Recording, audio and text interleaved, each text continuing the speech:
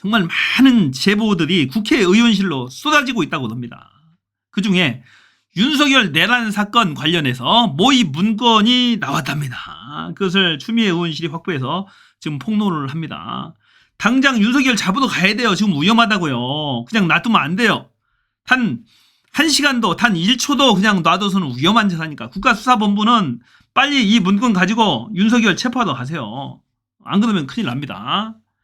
자, 윤석열이 이 문건에 의하면 한 달 전부터 치밀하게 방첩사령부에서 여인영 주도하에 만들었다고 그럽니다. 여인영이 비서실에 시켜서 만들었고, 자, 그 반대 세력들을 제압을 하고 영구적인 집권을 노렸다고 합니다. 정말로 끔찍하죠. 이게 됐으면은.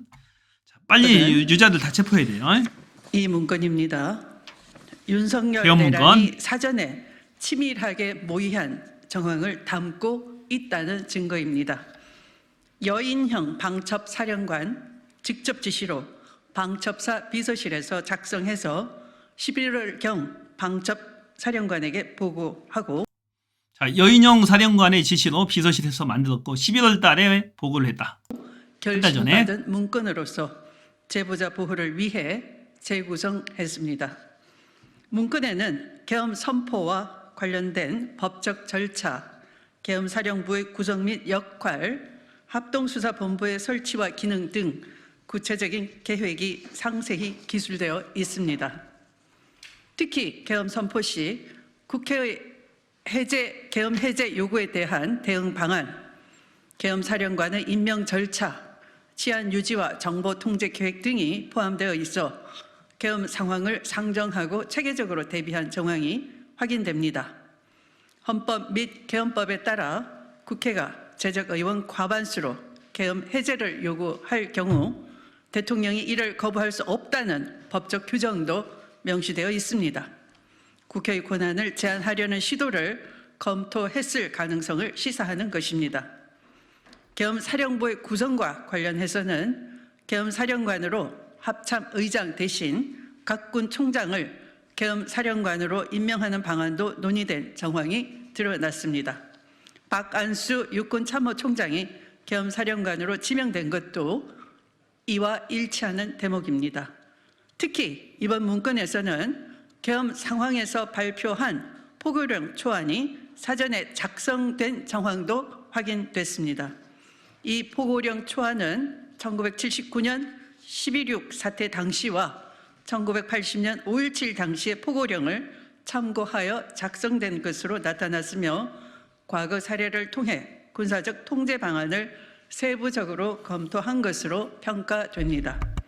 뿐만 아니라 비상계엄 발령 시 특별조치권을 통해 계엄사령관이 제정한 사건에 대해 영장 없이 체포가 가능하며 민간인까지 수사 대상으로 포함할 수 있다는 내용도 포함하고 있어 국민의 기본권 침해 계획이 확인됩니다. 윤석열 내란은 헌법과 민주주의의 근본을 부정하는 중대한 범죄입니다. 국민의 기본권을 침해하고 국회를 해산하며 정권 연장을 위해 군을 동원하려 한 내란은 대한민국의 헌법 질서와 민주적 가치를 정면으로 부정하는 행위입니다. 이러한 윤석열을 심판할 수 있는 유일한 수단은 탄핵뿐입니다. 대통령이 헌법을 위반은 이 문건입니다. 대통령이 헌법을 위반하고 국민의 주권을 침해하는 행위를 저질렀다면 국회는 즉각 탄핵 절차를 통해 이를 심판해야 하는 것입니다. 자, 문건이 나왔어요. 문건이 나왔으니까 이제 잡으러 가야죠. 윤석열을 안 잡으면 안 돼요. 지금 당장 체포해야 됩니다. 국가수사본부 검찰은 당장 체포를 해야 돼요. 윤석열을. 그럴 용기 없습니까? 해야 돼. 위험하다고요. 지금. 오늘 다행히 검찰이 윤석열을 피의자로 입건을 했어요. 입건을 했는데 입건 갖고 만족할 게 아니고 당장 잡으러 가야 됩니다. 이 인사권부터 다 정지를 시켜야 돼요. 뭔가 계획을 하고 있다니까. 국정원 1차장에 홍장원을 임명했어요. 오늘 오후에. 지가 어제 대국민 사과 발표하면서 아무것도 안 깼다고 냈잖아요. 국힘당에 다 맡기겠다고 냈잖아요. 그럼에도 불구하고 또 뒤통수 치고 거짓말을 한 거예요. 국정원 1차장 자리, 그 중요한 자리 넘버 2 자리를 지가 임명을 했다고요. 또 뭔가 꾸미고 있다니까. 뭐 비상계엄이든 전시계엄이든 어떤 꿍꿍이 지가 살 방법을 지금 어떻게 해서라도 국지전이라도 전쟁이라도 이렇게 해서 지가 살려고 하는 거예요, 지금. 그러니까 당장 잡아도 가야 된다는 얘기입니다. 오늘 이재명 대표가 한동훈에 대해서 한마디 했어요. 쓴소리 하나 했는데 이 당대표직을 사사로운 개인적 이익을 위해서 쓰지 말라는 취지의 말을 했습니다. 맞아요. 너무 얍삭하게 어제 행동을 했죠. 윤석열하고 범죄 행위자 내란 수괴범과 무슨 딜을 해요. 거래를 하고 정권 나를 내놔라. 내가 탄핵소추 탄핵안 통과 안 시켜주겠다. 이런 딜 친 거 아닙니까? 범죄 거래자와 이 딜이 되는 거예요? 대통령 직의 권한을 누구한테 이양할 수 있는 겁니까? 이것 또한 제2차 내란이라고요. 말도 안 되는 짓거리 해서 지금 대혼란을 이렇게 한동훈 이작자가 이자부터 체포를 해야 될 것 같아요. 또 사기당했다고요. 그래서 지금 당장 계엄 문건까지 나와서 지금 체포를 해야 된다는 얘기예요. 모든 것이 이 시나리오대로 된 거잖아요. 윤석열, 충안파, 여인영, 김용현, 이상민 이자들 박성재 법무부 장관도 체포해야 됩니다. 한덕수 국무총리도 마찬가지예요. 국무회의에 참석했던 고자들 다 참석해야 돼요. 가담 정도 분류해가지고 3분의 2 이상이 찬성이 있어야 개엄안이 통과된다니까요. 국무회의 의견은 3분의 2 이상입니다. 찬성.